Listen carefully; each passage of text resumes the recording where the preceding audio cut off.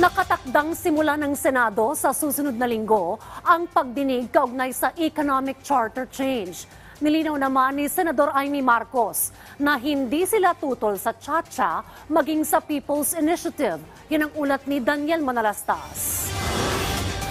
Matapos ang kaliwat ka ng patutsadahan ng mga senador at kongresista, mukhang uusad na sa Senado ang economic charter change. Matapos kumpirmahin ni Senate President Juan Miguel Zubiri na sisimulan na nila sa susunod na linggo ang talakayan nito sa bubuuing subcommittee na pangungunahan ni Senator Sani Angara.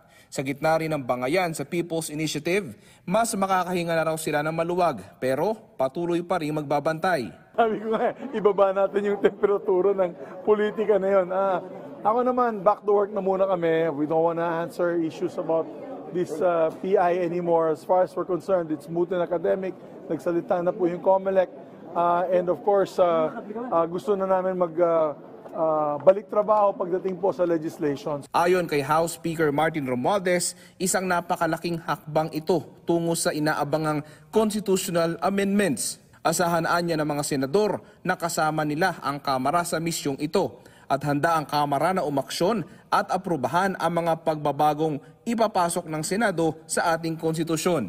Iisa lang naman daw ang kanilang hangarin na masigurong ang mga amyenda sa konstitusyon ay para sa interes ng mga Pilipino. Nilinaw naman ni Senator Amy Marcos na hindi siya tutol sa charter change. Unang-una, naging maliwanag na kinakailangan may bagong batas tungkol sa PI. So, natumbok na natin yan, maliwanag yan. Hindi kami tutol sa Senado sa Chacha, di rin kami tutol sa PI o sa economic provisions.